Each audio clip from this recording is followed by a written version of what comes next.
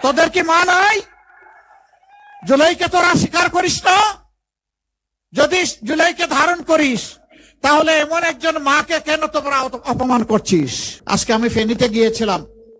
শহীদ পরিবারের মা এবং বাবারা, ভাইয়েরা, বোনেরা সেখানে এসেছিল, সন্তানরা এসেছে। আমি তাদের প্রতি সহানুভূতি জ্ঞাপন করার এক পর্যায়ে একজন বয়স্কা মা হঠাৎ করে এসে আমাকে জড়ায় ধরছেন। উনি কান্না শুরু করেছেন। আমি তো তাকে ছুঁড়ে মারতে পারি না, তিনি তো জাতির মা, আমার মা, তাকে সম্মান করা আমার দায়িত্ব। সেটা নিয়ে এক শ্রেণীর ইতর দেখলাম বুলিং শুরু করেছে। তোদের কি মা নাই? জুলাইকে তোরা স্বীকার করিস না? যদি জুলাইকে ধারণ করিস তাহলে এমন একজন মাকে কেন তোমরা অপমান করছিস? সম্মানিত বন্ধুগণ, এখানে যুবকরা আছেন, আমরা স্পষ্ট বাতায় বলছি, কোন যুবকের হাতে কোনো বেকার ভাতা আমরা তুলে দেব না।